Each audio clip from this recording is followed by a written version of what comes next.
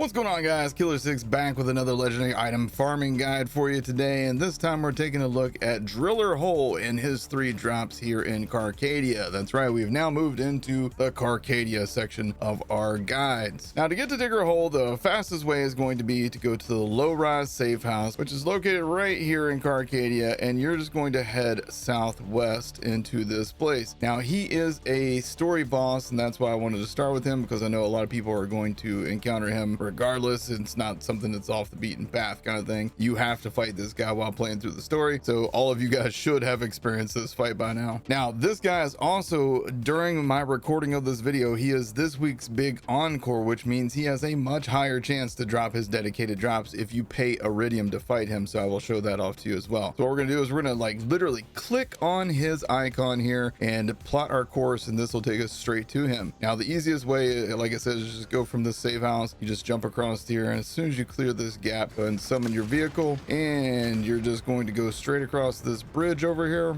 And after you go across this bridge, you're just going to go into this big gap right here, and you're heading straight back where there's going to be an elevator. Now, during the normal playthrough, you end up like helping Zane fight your way through a bunch of enemies, and you go down this big elevator right here. You might remember that from the story, but what we can do now is we don't have to do that, and we can just go straight into the boss's area by going down this elevator. And when you drop down here, you can slam to get down there faster, and you turn around and you notice there's a save station, a door, and then there is the thing to jump through, and this is what's going to take you right to the boss. As you can see, here we are, Driller Hole. We got our vending machine so we can refill our ammo. Let's go and do that. And there's the regular option to just purchase your way in there, and then there's the big encore, which you can see is 100 Iridium. So if we pay that 100 Iridium and then we go in and fight the boss, then we have a much higher chance to get his drops. And I have on multiple occasions now gotten all 3 of his drops at the same time, and this is a great way to get yourself all of the shiny options from him, which would be the G.M.R and the Katagawa's Revenge this week. So speaking of, that's what he drops. He drops the G.M.R assault rifle, the Katagawa's Revenge, and he can also drop the fuse grenade. And as you can see on our first run, we got the fuse. So there's that, and there's another drop. This time, as you can see, we got a Jacob's accessory G.M.R. And there we go. There's the Katagawa's Revenge. And as you can see,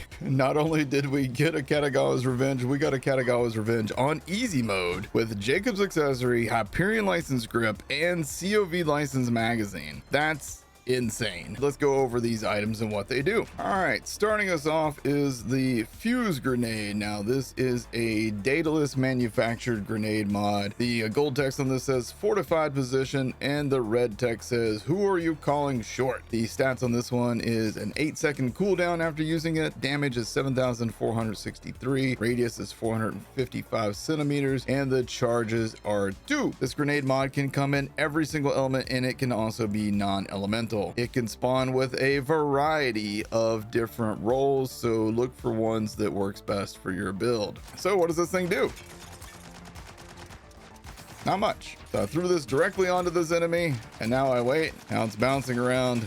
So it's basically a bouncing Betty that has a bad delay and is going to be stuck on a certain element. Man, that takes way too long. I gotta be honest with you guys. I think the only situation where I would probably use a grenade like this would be in very large mobbing situations where enemies aren't moving a whole lot, possibly versus bosses. But when you're doing crowd control, I don't see much use for this myself. So all in all, I'm gonna say that the fuse, not a grenade mod that I would use. You might find some sort of situation where it would be useful to you, but I'm not sure what that situation is going to be. Up next is the G.M.R. This is an order manufactured assault rifle. You can tell this is an order weapon by the gold and the white. Just a great combo as it is, and then you got the blood stain on there, which makes it look even cooler. So I love the look of this thing. Now, the gold text on this says big name hunter. When zoomed in, damage increases by 100%, shot cost increases by 100%, and the fire rate will decrease by 50%. So the damage obviously great. The the extra shot cost, not a big deal since you're going to get a lot more damage. And then the fire rate decreasing by 50% is not too big of a deal as long as you're using this thing like an actual assault rifle from range. The red text says, oh, inheritor of grace. If you guys know the reference for either of the gold text or the red text, let me know in the comment section down below. Primary stats on this one, 2,580, accuracy 65%, reload time is 1.5 seconds, and the fire rate 4.3 shots per second. Ammo count on this one is 21, and this one I rolled with a 38% crit damage roll. This thing is a tank, and you can see by the 8,499 DPS up here, that's the highest that I've seen so far. So definitely be on the lookout for this one. This thing is a monster. So let's go ahead and use it here on a drill site. So we'll start with the hip fire. You can see the fire rate,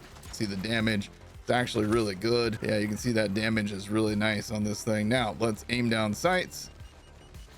And as you can see, this thing kicks like a absolute mule. You will probably use this thing in hip fire more often than you will aiming down sights, despite what the gimmick is on this gun, just because of how hard it is to keep your shots on target when aimed down sights with this thing, because that kick is wild, dude. It is a wild kick. The damage is good when you hit, but when you don't hit, you're wasting 2 ammo per shot. So keep that in mind. But yeah, this is a really good gun, and I can see this being an absolute mainstay. It's actually a really good assault rifle, and I do highly recommend this. And again, since this week is the Moxxi's big encore for Driller Hole, definitely try and get yourself a shiny version this week. This is gonna be the easiest time to get it, honestly. Up next is the Katagawa's Revenge, and you guys saw me get this one live while on easy mode of all things with the crazy roll that we got. The gold text on this one says Storm Cloud. The red text says you might hurt someone, and that's my forking job. Now I don't know if that's something that Katagawa said, I don't remember. So this one rolled with Jacob's license accessory, so your critical hits will ricochet projectiles to nearby enemies. It also rolled with a Hyperion license grip, accuracy increases with continuous fire. It also rolled with a COV magazine, so it has unlimited mag size, however it will heat up and eventually break, and it always rolls with the Malawan accessory on this. Now this one also has a 67% critical damage roll and a 20 centimeter splash roll. The base damage on this one is 1,552, accuracy 91%, reload time 3 seconds, fire rate 1.5 shots per second, and shots to overheat will be 13. So we can shoot this thing 13 times before we need to repair it. So let's go test this thing out. This thing spawns in all of these little storm cloud looking things, and those will rain down death and destruction on the enemies in the area. So we were on incendiary. Let's go and switch it to shock and see how this feels. Let me heal up real quick. So right now shock's going to be weaker versus this guy because, you know, we're supposed to be matching elements. This thing also has a little bit of a kick, nowhere near the G.M.R kick. You can see that this thing will ricochet those extra projectiles. I don't actually know where they're going, but it doesn't seem like they're actually there. That one went over toward that guy. So when you hit these crits, it will go toward other nearby enemies and make storm clouds over them as well. So this is definitely a Moe's type weapon in my opinion. I think Moe's would benefit from this more than most of the other Vault Hunters. But